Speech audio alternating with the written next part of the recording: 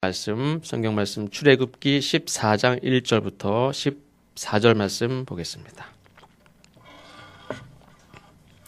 출애굽기 14장 1절부터 14절 한 절씩 교독하시고 마지막 절은 함께 봉독하겠습니다. 여호와께서 모세에게 말씀하여 이르시되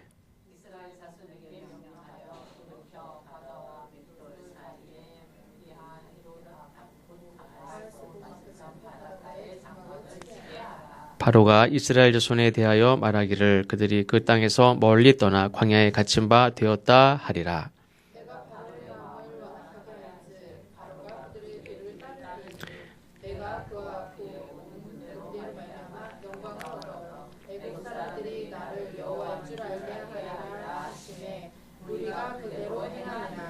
그 백성이 도망한 사실이 애굽 왕에게 알려짐에 바로와 그의 신하들이 그 백성에 대하여 마음이 변하여 이르되 우리가 어찌 이같이 하여 이스라엘을 우리를 섬김에서 놓아 보내었는가 하고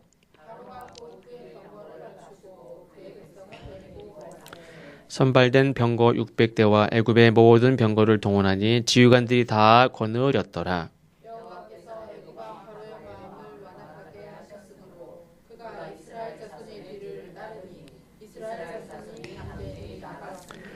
애굽 사람들과 바로의 말들 병거들과 그 마병과 그 군대가 그들의 뒤를 따라 바알스본 맞은편 비아히롯 곁 해변 그들이 장막친 데에 미치니라.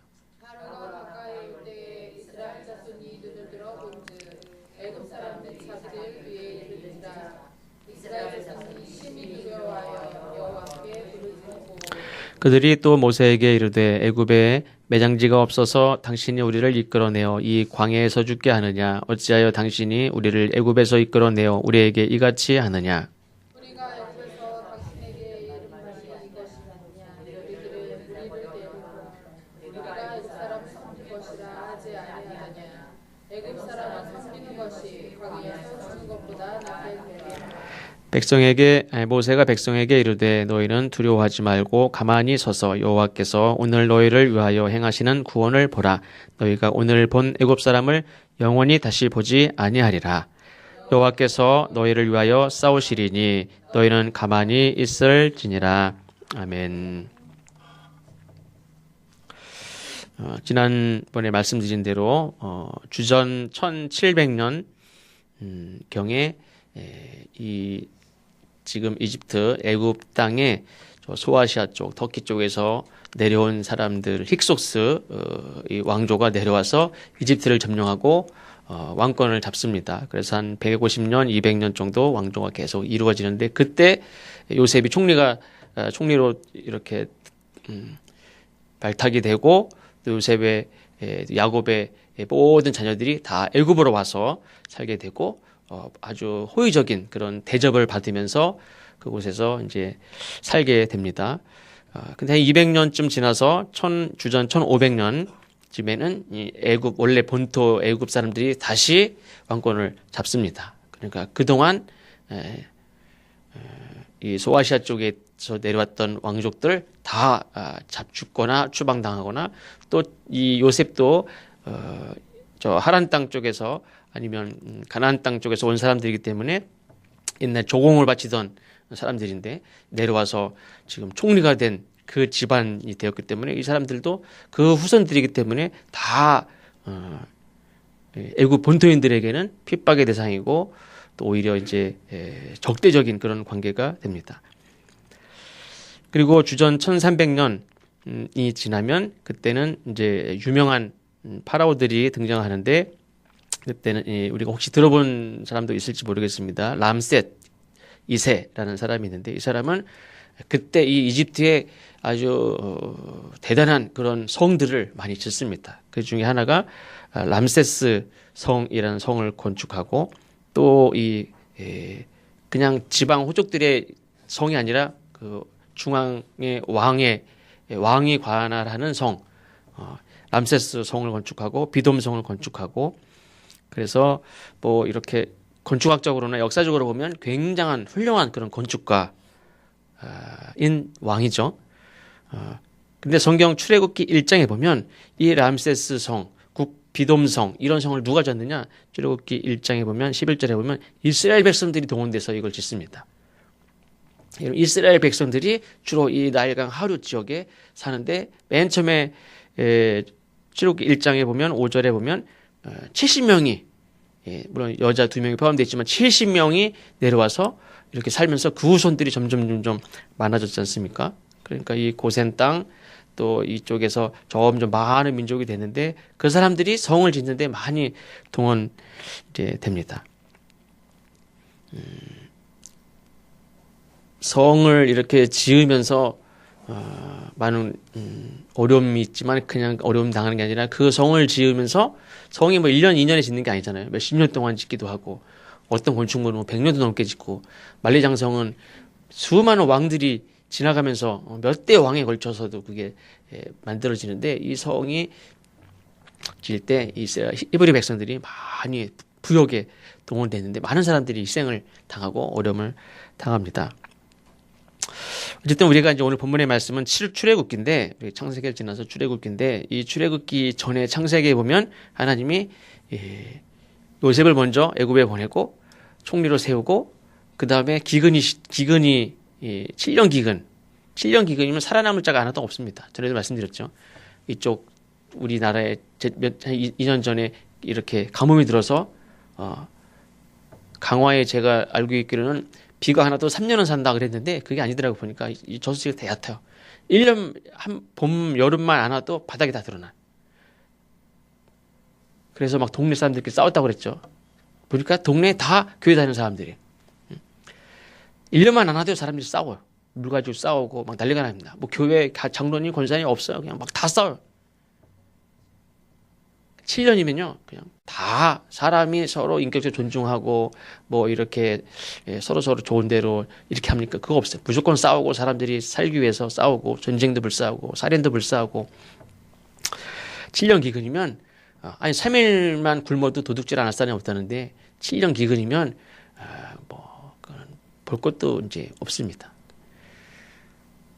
근데 7년 기근을 준비하게 하셔서 야곱의 가정을 다 애굽으로 내려오게 하셔서 그 7년 기근에 다 죽을 수밖에 없는 상황에서 다 살게 하시죠. 한 끼도 굶지 않고 다 살게 하시고 오히려 점점 번성하고 자리를 잡습니다. 그게 이제 창세기에서 야곱의 가정을 애굽으로 보내서 이렇게 야곱의 가정을 복되게 하신 말씀인데 이 출애굽기로 들어왔습니다. 출애굽기는 그렇게 야곱의 가정이 애굽에 와서 살게 되면서 수백만의 이제 민족을 이루게 되는데 그 민족을 이제 다시 또 가나안으로 나가게 하시는 일이죠.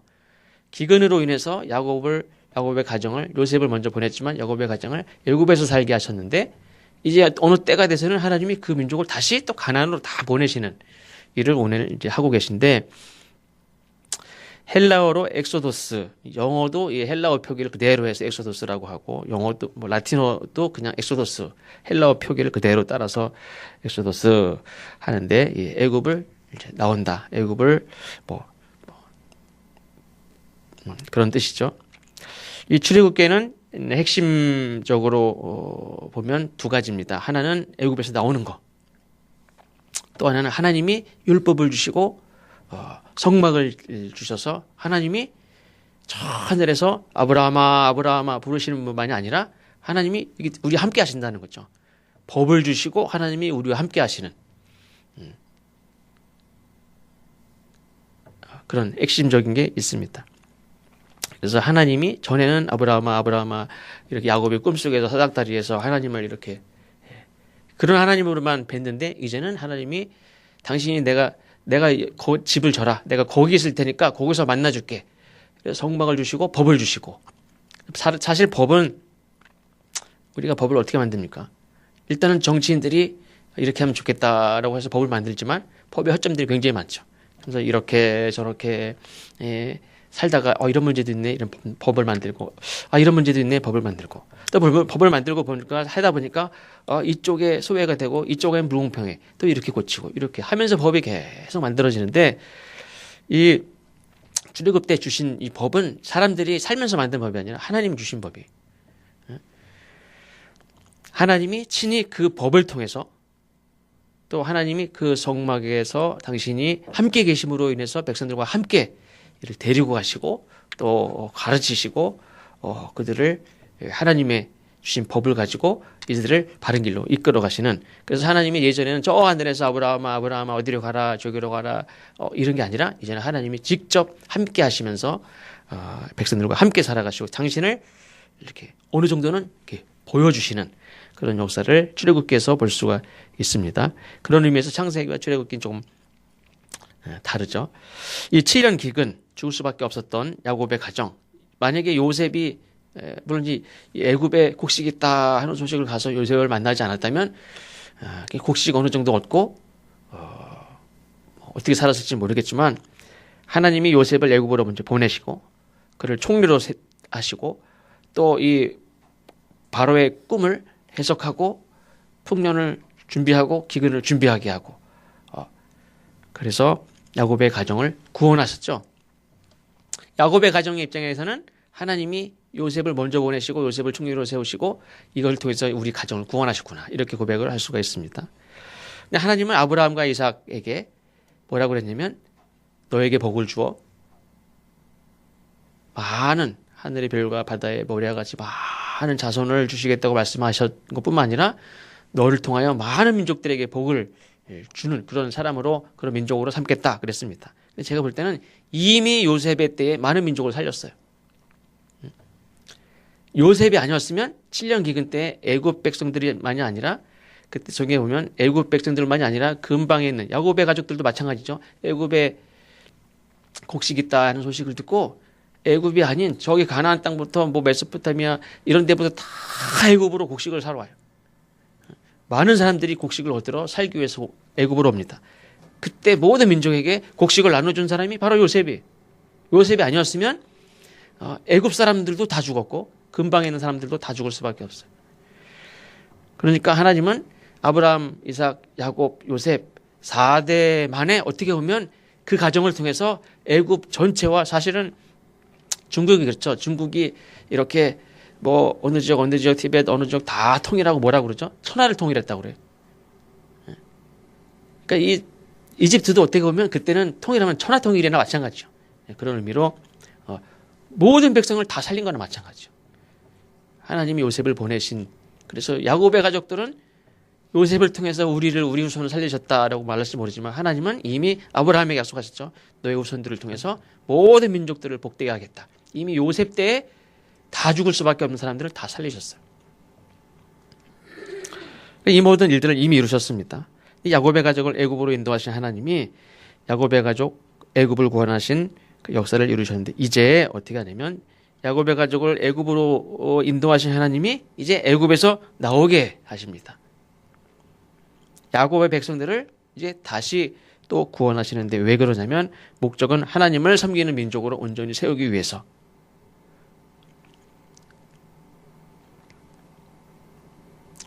지금 야곱을 요셉을 보내시고 세우시고 야곱의 가족을 이렇게 기근 가운데서 구원하셨지만 이제는 구원의 성격이 그것만이 아니죠. 이제 이스라엘 백성들을 애굽에서 나오게 하시는 목적은 오늘 읽은 말씀에도 보면은 홍해 앞에서 백성들이 그렇죠. 우리가 애굽에서 종로로 타는 게 노예로 사는 게 낫지 여기서 죽는 것보다 그냥 노예로 사는 게 낫다. 그냥 내버려둬라. 이렇게 얘기하는데 그런 삶에서 하나님이 구원하셔서 그냥 애굽 왕을 섬기면서 노예로 사는 게 더 낫다. 그게 아니라는 거죠. 하나님을 섬기는 백성으로 하나님이 세우는 거예요. 이스라엘 이 히브리 백성들은 430년 동안 뼛속에 새겨진 것이 나가서 죽을 바에야 그냥 풍족한 부잣집에서 노예로 살다가 죽는 게 훨씬 낫다. 어떻게 보면 그게 현실적일 수도 있어요. 굳이 광야로 나가서 왜 죽어? 자유를 찾아서 나가서 죽는 바에야 그냥 부잣집에서 잘 먹고 노예면 좀 어때? 잘 먹고 살다가 잘 죽으면 되지. 이게 이스라엘 백성들의 생각입니다. 하나님은 아니야. 애굽의 바로를 섬기는 자가 아니라 하나님을 섬기는 자로 이제 살아야 돼. 데리고 나오시는 게 출애굽의 구원에 어떻게 보면 애굽을 나오는 게 단지 구원이 아닙니다. 홍해에서 빠져 죽을 거 살린 거 그게 단지 구원이 아니에요. 하나님이 여기로 가라. 본토 치즈 아비 집을 떠나라. 여기로 가라. 지금 몇 번이나 왔다 갔다 했는지 몰라요. 근데 이번에는 다 애굽에서 살게 해서 거기서 번성하게 했는데, 그럼 번성해서 애굽을 그냥 다 차지해가지고 거기서 왕이 되면 얼마나 좋아. 근데 거길 떠나라고 하시죠. 떠나게 하는 목적은 하나님을 섬기기 위해서. 하나님을 잘, 노예를 섬기는 민족이 하나님을 잘 섬기는 사람으로 변화되는, 그게 하나님의 구원의 역사입니다. 애굽에서 독립을 하고 애굽 홍해를 건너고 이렇게 땅을 차지하고, 이것만이 구원이 아니라는 거예요. 아브라함에게 내 본토 친척 아버지 집을 떠나라, 내가 지시할 땅으로 가라. 아브라함이 아멘 하고 떠나죠. 그래서 하란을 떠나서 가나안 땅으로 갑니다. 이제 이삭과 야곱의 가족을 이제는 애굽으로 보내죠. 아까 말씀드린 대로 야곱의 후손들이 거기에서 번성을 했습니다. 자리를 다 잡았습니다. 근데 이번에는 거기를 떠나라는 거예요. 나오라는 거죠. 그래서 어디로 가요? 다시 가나안 땅으로 가래. 너의 조상 아브라함에게 약속한 그 땅으로 가라. 가라. 요셉을 보내고 만나게 하고 곡식을 구하고, 그때는 어떤 기근의 상황으로 인해서 애굽으로 가죠. 기근의 상황으로 애굽으로 갑니다. 근데 애굽에 살다가 거기서 또 나오게 할 때, 그때는 노예의 삶, 학대받는 삶을 통해서 가나안 땅으로 떠나게 합니다. 만약에 제가 볼 때는 노예 생활이 아니고 자리를 다 잡고 그래도 이렇게 성공하고 이렇게 그랬으면 더 나오기 힘듭니다. 노예로 학대받고 이렇게 좀 움직이니까 어디 움직여? 그리고 또 맞고 점점 힘들고, 그럴 때 하나님 앞에 구하고, 그때 하나님이 가자 했을 때 따라 나왔지, 만약에 거기서 나름대로 성공하고 자리 잡았는데 내가 미국에 가가지고 이민 가가지고 자리 잡고 살고 있는데 나와 그러면은 나옵니까? 잘 못 나오지. 430년 애굽 생활 떠나기 쉽지 않습니다. 예를 들면 아브라함 그 조카 롯이 소돔과 고모라 헤어져 소돔 고모라 땅에 살지 않습니까? 몇십 년도 안 살았는데 그 땅 빨리 가자 했을 때 민기적거리고 거기서 못 나와요. 원래 그 동네 거기 사람인 사회들 에이 뭔 소리 하냐고, 왜 말이 되냐고 막 그래가지고 거기서 다 죽어요. 못 나와요. 롯의 식구들 하나도 나오기가 힘들어요. 사위들 다 죽고 그 와중에 나오는데 롯의 아내도 거기서 죽죠. 그러니까 그게 그대로 나오는 게 쉽지 않아요. 그 식구들 나오는데도 사위들 죽고 부인 죽고 막 그래요. 그러니까 430년 살아온 이 60만 명, 남자만 60만 명의 사람들이 하나님이 떠나라 명령하시죠. 그러면 무슨 소리야? 안 가. 왜 가? 왜 가는데? 좀 이해가 되도록 설명을 해봐. 누가 가래, 근데? 누가? 물을 건 많죠?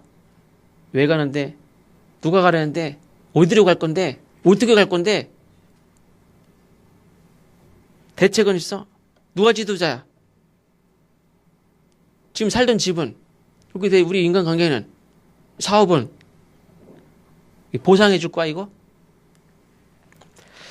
그걸 떠나게 만드시죠.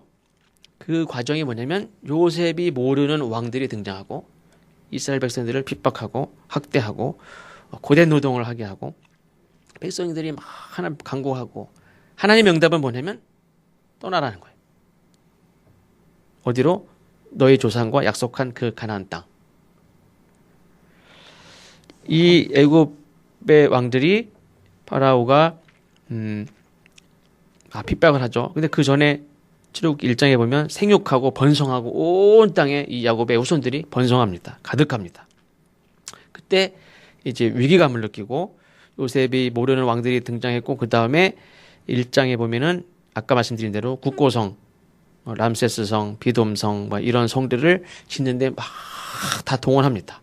해필이면 그때 그 람세스 왕이 아주 카리스마가 있고 아주 정치를 잘하는, 애국 백성들에게서는 그렇죠. 능력 있는 왕이고 탁월한 왕입니다. 이런 사람들이 막 성들을 짓고, 애국 백성들에게는 뭐 다 노예가 짓지 뭐 자기네들 있습니까? 다 이 왕권이 강하니까 주위에 다 조공을 받고, 소수 민족들 노예들 다 등원해서 성을 짓고 이렇게 합니다.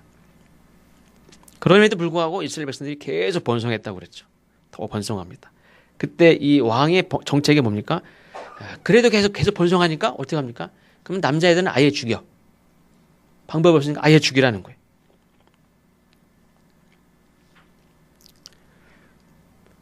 아까도 말씀드린 대로 사실은 이 성을 짓다가 인생을 다 보내고 성을 짓는데 남의 성을 짓는데 인생을 다 보내는데 내 설계를 어떻게 합니까? 인생 설계를 합니까? 우리 가족의 어떤 미래를 이렇게 노력을 합니까? 우리 민족의 어떤 건설적인 일들을 위해서 계획하고 노력합니까? 하나도 없어요. 내 인생은 그냥 성을 짓는데 다 뺏기는 거예요.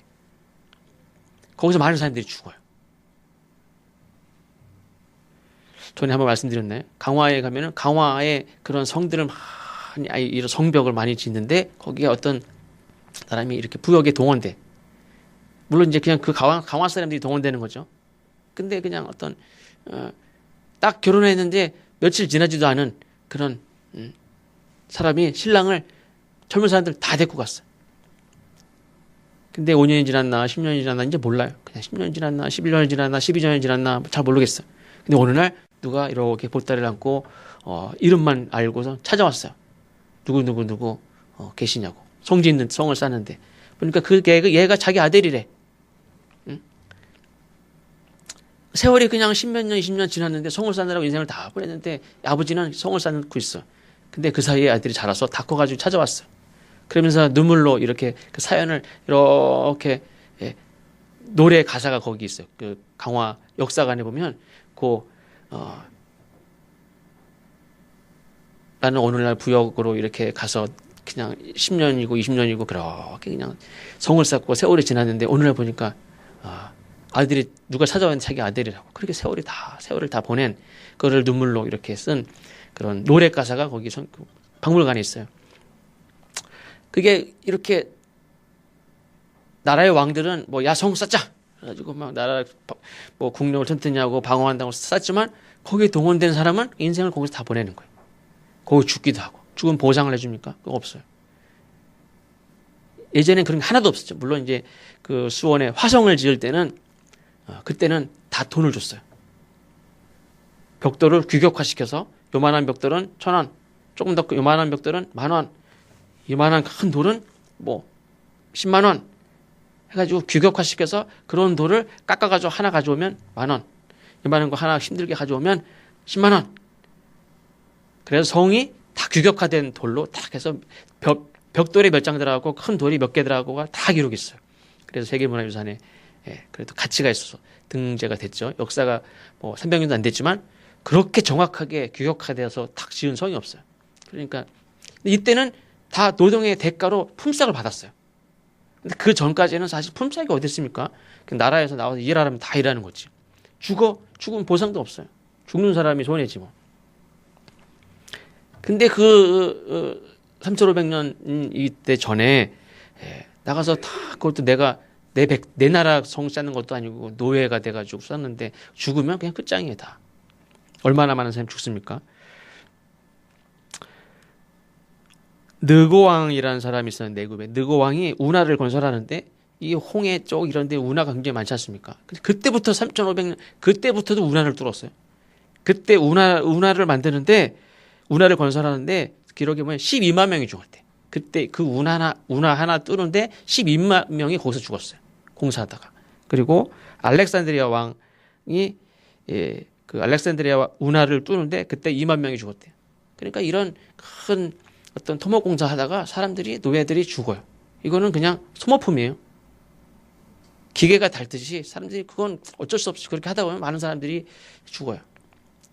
그 당시에 동원된 말들, 동원된 소들 일하다가 죽는 거 어쩔 수 없어요. 다 죽어요. 그렇게 일에 동원되고 죽고 하는 건 그게 바로 노예고 그게 이스라엘 민족이었었어요. 그런데도 이스라엘 백성들이 자꾸 번성하는 거예요. 그게 상식적인데 이스라엘 백성들이 자꾸 번성해. 이상하죠. 대부분은 점점 쇠락하고 약해져야 되는데 이스라엘 민족은 그 동원되는데도 사람들이 막 죽는 것 같은데도 점점 번성해. 그러니까 그 다음 정책은 남자애들은 다 죽이라는 거예요. 근데 그 남자애들을 살린 게 누굽니까? 산파라고 그러죠. 산파. 산파들이 살려요. 그리고 남자는 죽여라! 명령을 누가 했습니까? 그 파라오 왕이 그렇게 명령을 했습니다. 근데 모세를 누가 살립니까? 그 딸이 살려요. 산파가 살리고 딸이 살려요. 모세를 살린 거 보면 어머니가 낳지만 바로는 누굽니까? 죽이는 자죠. 근데 산파는 누굽니까? 살리는 자예요. 산파는 가장 힘이 없는 사람이라고 그랬어요. 힘이 약해. 근데 이 사람은 어떤 일을 합니까? 살리는 역할이에요. 나라의 왕이 되면 뭐해? 이 사람은 죽이는 사람이. 아무리 힘이 약해도 산파는 뭡니까? 살리는 사람이 애를 받고 살리는 사람. 그 역할을. 그러니까 왕이라고 훌륭한 게 아니에요. 이 사람은 죽이라고 명령한 사람이니까 이 세상에 가장 쓸모없는 사람이. 근데 산파는 신분은 약해도 낮아도 이 사람이 누굽니까? 살리는 사람이. 여기 나오는 여자들만 이렇게 봐도 여자가 누구냐? 옛날 이 거부장적인 시대는 이 당시에는 여자는 그냥 낳는 존재. 그냥 아이를 낳아주는 존재. 아이를 낳아주는 존재. 내 자손을 낳아주는 존재. 그 외에 아무 의미가 없어요. 어머니의 교육, 이것도 나중에 나온 얘기지. 어머니가 무슨 교육에 그냥 낳아주기만 하면 돼. 낳기만 하는 존재. 그러나 그렇잖아요. 여기도 보면 여자는 낳기만 하는 존재냐? 그렇잖아요. 여자는 살리는 존재였어. 다. 산파들이 살리고 어머니가 낳고 그냥 끝장에 어머니 낳고 그 누이가 가가지고 그 이렇게 그 바로의 딸 공주가 살리죠. 다른 사람들은 그게 모세만 갈대 상자에서 막 이렇게 숨겨놓고 막 그런 게 모세만 그럴 리가 없어요. 사실은 많은 남자애들이 버려지고 숨겨지고 막 그랬는데 그거를 누가 살립니까? 남자 같았으면 야 죽여 그랬을 텐데 그 여자가 공주가 너무 불쌍해서 너무 예쁘고 살렸어. 그럼 원래 현실적으로 그 법적으로 그런 다 죽이게 돼 있는 건데 살렸다는 거는 사실은 이것도 위험한 일이에요. 근데 공주가 그걸 살려요. 그걸 또 보고 있는 게 누굽니까? 누나예요, 누나. 그리고 막 가가지고 그걸 딱 찾았을 때 혹시 유모를 구하시면 좋을 텐데. 유모 아는 사람이냐? 내가 잘 아는 사람 있죠. 엄마를 데리고 와요. 그러니까 엄마는 낳고, 갈대 상자에다가 가지고 숨겨놓고 그 여자 공주는 살리고 그 누이는 가서 유모 구해준다고 그러고 엄마가 가서 키우고 다 누가 살립니까? 여자들이 살렸어요. 하나님의 구원의 역사는 하나님이 구원하실 때 도구는 꼭 무슨 선지자만 쓰임받느냐 그렇지 않아요. 산파들도 살리는 일에 쓰임받고 살인을 명령하는 왕. 근데 그 딸이 나중에 이스라엘의 지도자가 될 모세를 아이를 살리고 나일강은 죽음의 강이죠. 어떻게 보면 그 강에서 건져내는 장본인이 살인자의 딸이에요. 자기 딸이 그거를 명령을 거부하고 살릴 줄 누가 알았어요. 바로가 핍박하고 학대하고 죽이라고 살인을 명령하고 이 모든 노력을 다 허사로 만드는 이제 모두 다 데리고 나가는 출애굽 역사를 모세를 누가 강에서 건졌느냐? 자기 딸이 건져요. 모세는 이 히브리 백성들의 죽음도 개의치 않고 국고성을 지으면서 부역을 시키고 고역으로 힘들게 하고 막 죽이라고 명령도 하고 그럼에도 불구하고 아이들이 살아남고 모세도 살아남고 그 살아남는 일들 가운데 여성들이 특별히 자기 딸도 그 모세가 나중에 왕자가 되고 힘을 갖게 되고 권세를 갖게 되고 애굽의 모든 공부를 다 하고 지혜로운 사람이 됩니다. 그러면 이 이스라엘 백성들이 이 애굽에서 언제 이제 딱 출애굽을 하면 좋을까? 언제 이 민족을 하나님 구원하실까? 모세 입장에서는 구원의 때가 언제이면 좋겠습니까? 모세가 40대 때 한창 권세가 있고 지혜가 있고 건강하고 힘이 있을 때 최고 모세가 어차피 지도자가 될 거 아닙니까? 근데 모세가 최고 전성기일 때 최고 성공했을 때 최고 힘이 있을 때 그때 모세가 이렇게 몇 마디 했어요. 그리고 말 안 들어? 이거 싸우네. 그냥 신문을 이렇게 썼어요. 근데 그걸로 모세는 끝장이 났어요. 이집트 왕자의 신분, 어떤 지위, 권세, 자기 나이, 건강, 지혜 순식간에 그게 다 무용지물이 됐어요. 도망자가 되고 살인자가 되고 잡히면 죽는 거예요. 그러니까 자기의 뭐 왕자의 신분이 중요합니까? 건강이 중요합니까? 뭐 지혜가 있으면 뭐합니까? 그냥 자기는 끝장이 났어요. 도망자가 되고 쓸모없는 자가 되고 가장 힘이 없는 자, 잡히면 죽는 사람이. 예전에 갈대 상자에 이렇게 있어서 그냥 악어밥이 될지 누군가 바로의 딸을 만나서 살았지 그거 아니었으면 그냥 죽을 수밖에 없는 그런 그냥 자기 운명을 물고기나 악어나 어떤 사람에게 맡길 수밖에 없는 그런 처지. 지금은 그냥 목숨만 살았죠. 자기의 뭐 신분, 권세, 건강, 지혜 다 아무것도 아니에요. 그리고 80이 됐어요. 그러니까 그나마 있던 건강도 없어졌어요. 더 보잘것없는 자가 됐어요. 하나님의 구원의 때는 모세라는 지도자로 봤을 때 한창 때가 있었지 않습니까? 지혜로울 때가 있었고 건강할 때가 있었고 사회적으로 힘이 있을 때가 있었고 근데 그때가 아니라는 거예요. 구원의 때는 사람의 지위, 사람의 건강, 사람이 지혜로울 때 이것과 아무 상관이 없다는 거예요. 구원은 어떤 인물하고 전혀 상관이 없어요. 어떻게 보면 모세라는 인물을 하나님 사용하셨지만 어떻게 보면 이 모세라는 인물하고도 사실은 상관이 없어요. 우리는 모세라는 인물이 가장 훌륭할 때, 권세가 있을 때 그래도 이 나라의 어떤 그런 좋은 삶의 어떤 구원의 역사를 정말 신선하다. 장로님이 대통령일 때 하면 얼마나 좋겠어요. 그때도 아니에요, 사실. 하나님이 야곱의 후손들, 이 히브리 백성들을 구원하신 때, 그때가 모세라는 인물이 왕자가 아닌 살인자, 도망자, 40대가 아닌 건강할 때가 아닌 80대 노인, 즉 하나님이 모세를 지도자로 썼을 땐 그 지도자도 아무 능력이 없을 때, 우리는 모세가 훌륭한 지도자, 뭐 영웅으로 이렇게 생각할 수 있지만 하나님이 쓰신 때는 그 모세라는 지도자가 아무 능력이 없을 때 쓰셨어요. 구원의 역사는 또 뭐가 있냐면 백성들도 가장 약할 때, 백성들도 노예일 때, 그리고 하나님이 모세를 처음 불렀을 때도, 처음 불러서 말씀하실 때도 여기는 거룩한 곳이니 내 신을 벗어라. 그래서 신을 벗는 건, 지난번에 말씀드린 신을 벗는 건, 신을 신지 않고 다니는 건 노예라고 그랬죠. 신발은 뭐 가죽신도 있고 뭐 고무신도 있고 그래도 집신도 있고 그래도 다 신고 다녀요. 노예는 신이 없어요. 벗어라.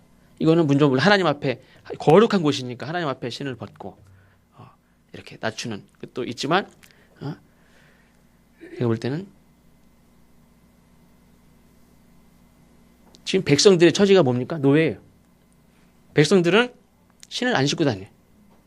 신을 신고 다닐 수 없는 가장 밑바닥 생활을 하고 있어요. 그럼 지도자는 너도 신 벗어. 어떻게 보면 저도 그런 생각도 들어요. 모세는 신을 신고 다닙니까? 너도 벗어. 너가 이제 이스라엘 백성들을 구원해 데리고 나가야 되는데 너도 신을 벗긴 거는 모세의 신을 벗긴 거는 너도 똑같이 이스라엘 백성들과 같아. 네 백성들은 신을 벗고 노예 생활을 하는데 너는 미디안 광야에서 지금 이렇게 살고 있잖아요. 돌아가서 신을 벗고 똑같은 이스라엘 백성들과 함께 이제 하나님의 구원의 도구로 쓰임을 받게 됩니다. 그러니까 모세는 자기도 전혀 능력이 없는 상황, 그리고 오히려 신까지 벗어라 하는 그런 상황에서 백성들도 노예입니다. 그때 오직 하나님의 전적인 하나님의 능력으로 애굽에서 나왔고, 근데 홍해 앞에 있습니다. 오늘 말씀해 보면 홍해 앞에 있어요. 모세가 뭐라고 하냐면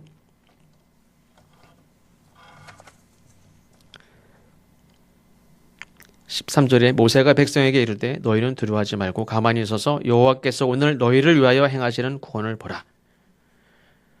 하나님이 너희를 위하여 행하시는 구원을 보라. 모세가 하는 게 아니에요. 이스라엘 백성들이 단합이 잘 돼서 거기에 나온 것도 아니에요. 하나님이 우리를 위해서 행하시는 구원을 봐라. 14절에 여호와께서 너희를 위하여 싸우시리니 너희는 가만히 있을지어라. 모세가 훌륭해서 백성들이 단합이 되고 그게 전혀 아닙니다.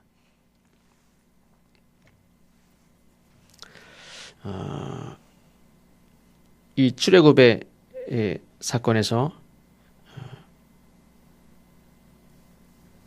하나님께서는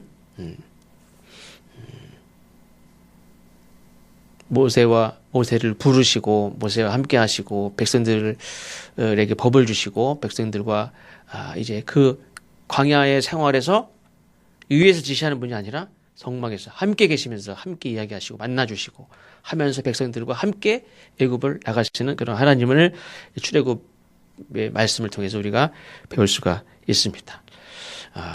그래서 하나님은 어떤 분이냐? 하나님은 위에서 지시하고 하나님을 이렇게 어떤 꿈으로만 보여주시고 그런 분이 아니라 하나님은 우리와 우리 삶 속에서 우리 함께 하신다는 거예요. 그리고 우리에게 지도자로 세운 사람들이 탁월하고 훌륭한 분이냐? 다 그렇지 않습니다. 지도자도 그런 거를 버려야 돼. 내가 할 수 있다는 오해될 때도 있지만 내가 잘하면 내가 어떤 탁월한 능력을 가지고 뭔가를 이렇게 잘 할 수 있다고 생각할지 모르지만 그렇잖아요. 지도자는 우리가 하나님의 은혜로 이 모든 일들을 하나님이 하신다는 그런 믿음을 가지고 그거를 백성들이 보게 하고 그거를 경험하게 하는 게 지도자지 내가 이 사람들을 이끌고 가고 아까도 이명희 집사님이랑 잠깐 이렇게 뒤에서 얘기하다가 그랬는데 빠르면 2주일 조금 이렇게 천천히 가도 한 달이면 갈 수 있는 가나안 땅을 40년 돌아다녀요. 그건 지도자로 자격이 없는 거예요. 조금만 늦어져도 뭐가 문제 있는 거야. 아주 가나안 땅에 가자고 데려놓았으면 2주 아니면 한 달 아니면 2달이라도 가야지. 아니면 뭐 문제 있으면 그래도 1년은 가야지. 40년 동안 데리고 돌아다닙니까? 이게 지도자예요? 당장 잘리지. 빨리 가서 들어가야지. 그냥 어디 가서 이렇게 야, 짐 풀어. 그래 짐 다 풀고. 오늘 갑자기 야, 짐 싸. 그래 짐 싸고. 성경에 보니까 애굽에서 나올 때 이 금은 폐물도 많았고요. 따라 나온 잡족이 많았어요. 수많은 민족들이 다 따라 나왔어요. 그리고 금은 폐물들을 다 애굽 사람들한테 좀 줘봐. 그랬더니 어떻게 뺏었는지 뭐 모르지만 어떻게 그냥 그 전에 그 장자가 다 죽고 첫 새끼들이 다 죽고 막 이런 그 일이 있기 바로 전날 그 전에 야 금은 폐물 좀 줘봐. 뭐 협박을 했는지 아니면 달라고 그랬는지 빌려달라고 했는지 모르지만 그걸 다 얻어가지고 나왔어요. 먹을 것만 좀 없었어요. 먹을 것만 이렇게 누룩이 안 들어간 그냥 퍽퍽한 걸 먹었지 그것만 급해서 그것만 그냥 나왔지 그냥 금은 뱀을 수많은 가축대를 가지고 데리고 나왔어요. 그리고 천막을 치고 그 사람들이 60만 명이 다 쳤다가 가자! 야, 구름 이동하고 막 그러니까 또 가자! 그러고 그게 40년 동안 텐트 쳤다가 걷었다가 수천 번 됐을 거예요. 근데 도착을 안 해. 그게 지도자입니까? 지도자는 벌써 자격이 없지. 근데 그 가운데서 하나님이 뭐를 훈련시키느냐? 하나님을 섬기는 자로 훈련시키는 거예요. 애굽에서 나온 것만 구원이 아니고 홍해를 건넌 것만 구원이 아니고 가나안 땅을 차지한 것만 구원이 아니고 하나님을 섬기는 자로 세우는 게 하나님의 구원이에요. 그 인생을 그냥 세상의 왕을 섬기는 그 인생을 하나님을 섬기는 사람으로 세워가는 게 하나님의 구원의 역사라는 거예요. 텐트 치고 텐트 걷고 텐트 치고 걷고 가다가 쓰고 목마르고 막 이런 모든 삶을 통해서 40년 동안 떨어진 사람이 얼마나 많아요. 그러니까 어떻게 보면 신앙생활도 40년은 해봐야 알아요. 어떻게 보면. 그 전에 어떻게 알아요? 어떻게 될지. 홍해 앞에서도 야 노예를 섬기는 게 낫지. 누가 내버려 둬. 내가 나오자고 그랬어? 당장 이러면서 바로 어제까지만 해도 다 따라 나온 사람들이 3일 만에 1년 만에 10년 만에 20년 만에 야 이건 아니다. 예수님의 제자들도 거의 반 이상이 다 떠났다고 그랬어요. 그러니까 얼마나 많이 떠났으면 제자들한테도 예수님이 물었겠어요. 너희도 갈래? 그러니까 신앙생활도 어떻게 보면 40년은 해봐야 돼요. 마지막까지도 몰라요. 물론 구원의 확신을 이렇게 묻고 고백을 하지만 인간의 확신이 인간의 고백이 뭐 얼마나 갑니까? 그러니까 제일 중요한 건 사도 바울같이 끝까지 가는 사람을 그게 제일 중요해요. 끝까지. 하나님의 구원의 역사는 이 40년 동안 하나님이 우리를 이렇게 구원해 가시는데 거기서 탈락이 되면 안 될 줄로 믿습니다. 기도하겠습니다. 하나님 감사합니다. 7년 기근에서 죽지 않고 산 것